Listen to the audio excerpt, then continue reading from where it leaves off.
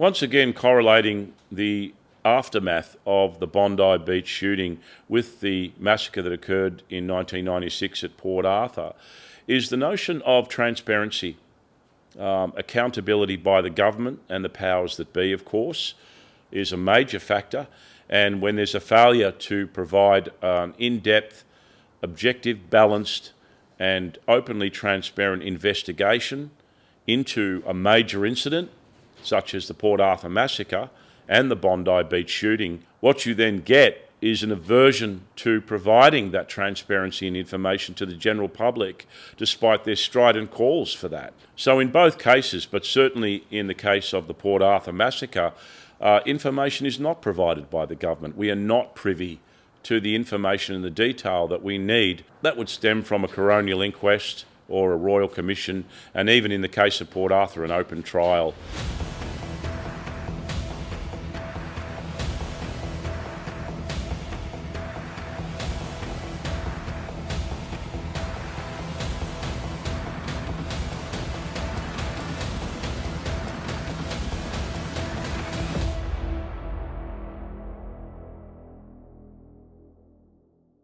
Thank you for joining us for this episode of the Wasp Files. New episodes will be uploaded every Tuesday at 7 p.m. Feel free to share far and wide, and please see the links to the Dropbox files and information relating to the episodes. Also, without any obligation, please see the Buy Me a Coffee campaign, which helps keep the channel running and also provides profits to my friends who are survivors from Port Arthur who have supported me on this journey. Thank you. As loath as I am to return to the Bondi Beach shooting, which took place, the terrorist shooting, I felt that it was important to follow up on two previous episodes where we had discussed the correlation between both mass killings, which were the Port Arthur Massacre that occurred in 1996, and of course, 29 years later, the horrific events that took place at the Bondi Beach, where alleged Islamic terrorists had opened fire on a Jewish celebration down near the beach. There has been, for want of a better term, a flurry of activity in the media and certainly on the political front concerning Prime Minister Anthony Albanese's knee-jerk reaction to the massacre, his insincerity and his totally diversionary approach to dealing with what seems to be apparently the real threat that the latest massacre had, which was in essence homegrown terrorist activity on our soil, and instead the hysterical cries have been coming out in the media relating to, once again, the demonisation of firearms and firearm owners in Australia, lawful firearm owners, given that the firearms were legally owned by the two alleged perpetrators of the terrorist attack in Bondi. One of the ludicrous claims that came out in relation to the proposal to ban firearms was the apparent existence of belt-fed shotguns, which anyone who's a shooter, or even if you're not, would literally laugh at. The notion of a belt-fed weapon is akin to the military machine guns that had a belt, if you like, of cartridges that would come from a box, and that these would be fed into a machine gun and would then draw those rounds up through the firearm, and they would be fired at a higher cyclic rate.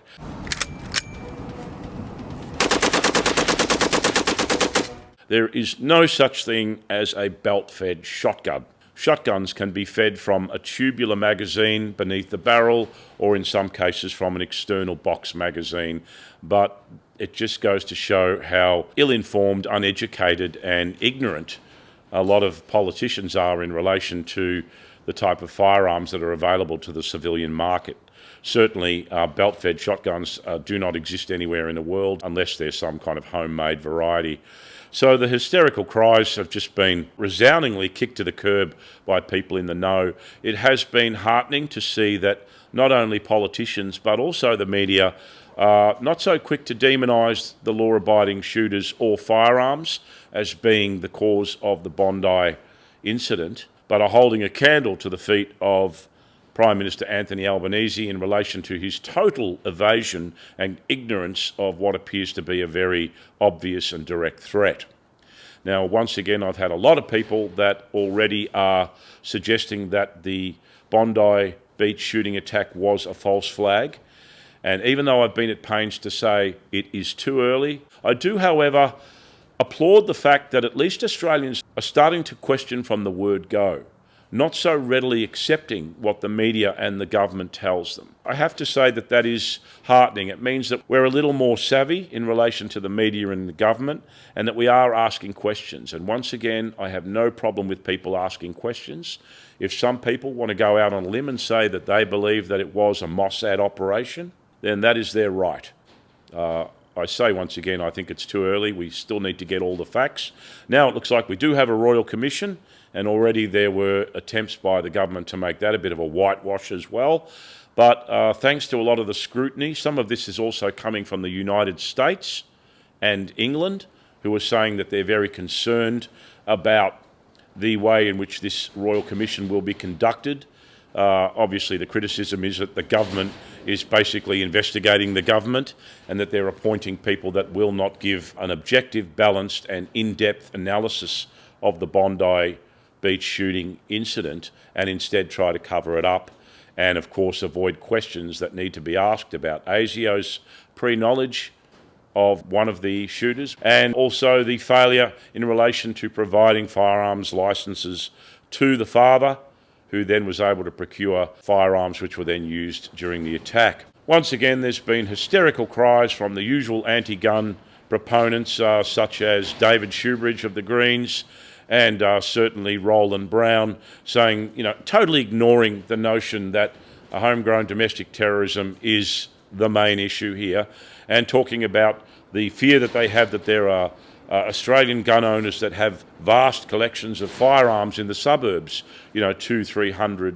firearms. Totally negating the fact, of course, that some of these firearm owners are legitimate collectors, that the reason they have so many firearms is because they are collectors, in the same way that you can't just have 4 stamps if you're a stamp collector, or 4 coins because you're a coin collector. Firearm collection is a licensed and legitimate recreational, genuine reason for a person to have as a high number of firearms. Of course, it has to be stated you can only fire 1 gun at a time. So in some ways, it doesn't matter how many firearms someone has. They're not going to be able to transport 300 guns in a truck down to the beach and then use all those firearms in an attack. But of course, we know that the voices that are pushing for gun control have a hidden agenda. I'll be blatantly obvious with that. It certainly stems from the United Nations Agenda 2030 disarmament proposal, which is total civilian disarmament, and that any excuse to take firearms off law-abiding firearm owners and citizens will be employed whenever they can get away with it. And that's why a lot of people are standing up against it. And I do applaud the various political parties and politicians that are staring this square in the eye and saying, this is bullshit, it's got nothing to do with firearms that are already very strictly controlled in Australia, and that Anthony Albanese is not doing his job keeping us safe and instead diverting attention away. One very interesting component of the 144-page report, which is the proposed anti-Semitism and hate speech and gun reform bill that is attempting to be rammed through by Anthony Albanese, is that there is not one mention of radical Islamic terrorism within that entire document. So that just goes to show you that instead this document is all about targeting free speech, removing firearms from the civilian population, and trying to divert attention away towards right-wing extremism, and totally negating the fact that there is a very real and direct threat arising from radical Islamic terrorism on Australian shores. Whether you want to believe it or not, they're here, and we've had attacks like this before, so it is the direct threat. So it seems quite obvious that our Prime Minister has totally failed in his attempts to convince the Australian public and many factions of Australian society that his bill is the right way to go in terms of keeping Australians safe and protecting the Jewish population and looking after the rights of law-abiding firearm owners. Once again, correlating the aftermath of the Bondi Beach shooting with the massacre that occurred in 1996 at Port Arthur is the notion of transparency. Accountability by the government and the powers that be, of course, is a major factor. And when there's a failure to provide an in-depth, objective, balanced and openly transparent investigation into a major incident, such as the Port Arthur Massacre and the Bondi Beach shooting, what you then get is an aversion to providing that transparency and information to the general public, despite their strident calls for that. So in both cases, but certainly in the case of the Port Arthur Massacre, information is not provided by the government. We are not privy to the information and the detail that we need that would stem from a coronial inquest or a royal commission, and even in the case of Port Arthur, an open trial. This once again basically points the fingers that our governments are anything but above board when it comes to keeping us informed about what's going on and the real circumstances of things, and in essence, they will just tell us what they want us to hear, and it's a need-to-know basis, and we don't need to know. I think with Bondi, and certainly with my endeavours with the Port Arthur Massacre over these many years, we must always keep vigilant and always keep our governments to account and search for the truth, push for the truth, ask for the answers that we're never given, ask for inquiries, put the pressure on. It's very heartening to see that the pressure that was placed on Prime Minister Anthony Albanese eventually forced him to relinquish and at least have a royal commission. Now we just have to make sure that they don't try and whitewash that as well. So it's all about the power should reside with the Australian population to demand transparency, accountability, responsibility, and full and complete answers in relation to any incident that affects our public safety. So that's up to the government to try and meet those needs, and so far they've failed miserably. Certainly that was the case with the Port Arthur Massacre.